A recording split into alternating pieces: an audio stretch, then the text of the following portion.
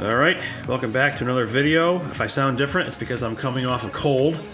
Thankfully it wasn't the flu. But anyway, gonna focus on some vintage baseball here. And so first up, I got the 73 Topps Vita Blue. Just like this card, always have. I have a raw copy of it in I think one of my baseball card binders. But I wanted like a really nice mint copy, and so I was happy to pick this one up. Just a classic looking baseball card right there, and this guy was definitely a stud back in the early 70s with the Oakland A's. And I also picked up this card. It's a manager card, Ted Williams from 1969 Topps.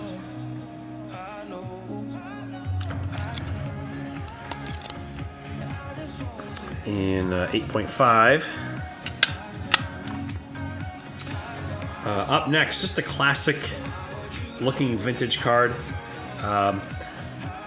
65 Topps Hank Aaron. Really nice centering on this one. Just real nice overall. And I also have this card raw, but I wanted, again, a nicer, higher grade copy, slabbed. And this came along and I jumped on it. Again, just a classic looking card from the 60s. 65 Topps, just generally a nice set. A lot of nice cards in there. Okay, up next, another Hank Aaron card. This is 1957 Topps, 6.5. A little off center, just a little left to right, maybe top to bottom. And I believe this is an uncorrected error card in that he is shown batting left-handed, so I think it's a reverse negative. As you can see, he's right-handed, right? So, anyhow, still a good card from 57 Topps. You know, I love those half grades. And then here's the card that's been getting a lot of chatter lately on YouTube. And coincidentally enough, I also picked one up. It's a Frank Robinson rookie card in a 6.5. And this one also is a little bit off center, left to right. Top to bottom looks pretty good, but it's a 6.5. Very reasonable price and a decent grade. To me, it looks a little blurry, like almost the registration's off, but I think they all look this way because I looked at several of them and they all kind of have that same look, or maybe it's just my eyes. But a lot of people have noticed very undervalued baseball card based on the stats he's put up for his career. And probably only a matter of time before people realize that. Yeah, it's definitely a good value pickup for a big Hall of Famer, Frank Robinson, from 1957. And then going back a couple more years before that, I got this really nice 51 Bowman Duke Snider. I really like these early Bowman cards. This is my second 51 Bowman. You know, Duke Snider is one of those guys, it seems like all his cards are a good value for, I mean, he just seems like he's a big name player, but his cards, card prices don't really reflect that. So it's, you can get any of his cards in the 50s can be had in high grade for a reasonable price. One card I like a lot is the 52 Topps, which somebody picked up and I commented on in one video. Maybe it was B. More Greg or somebody, I don't know.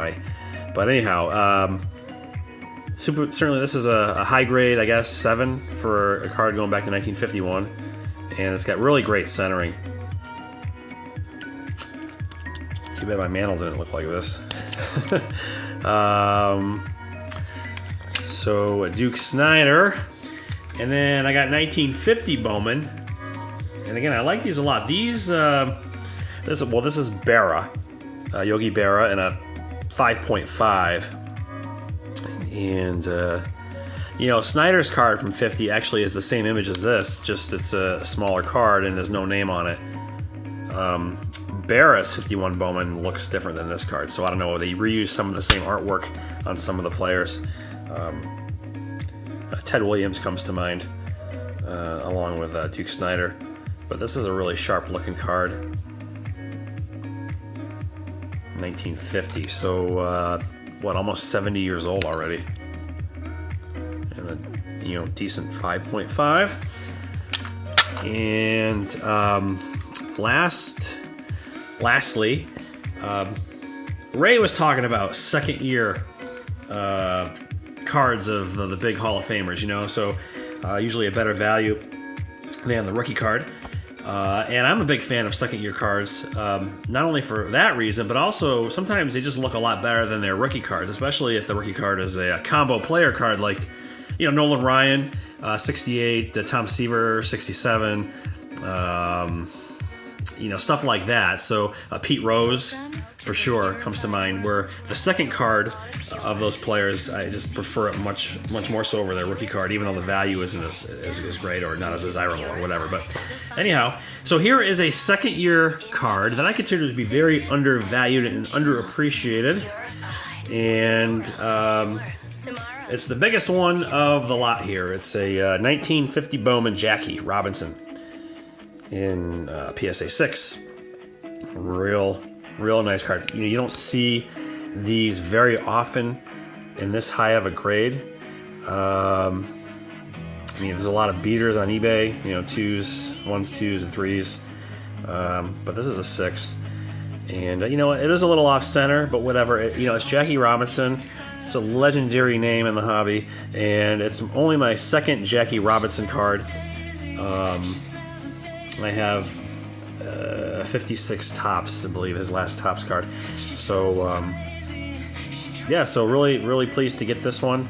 And, so that's what I've got for this particular video. So one of my resolutions was to kind of focus on a little bit more vintage, highest end that I guess within reason, I suppose, or whatever I'm trying to say there. But anyway, that's all I have. And one last look. And let me turn that pendant light off because you get quite a glare. And just really happy with all of these. And hope you enjoyed the video. Thanks for watching. And I will talk to you later.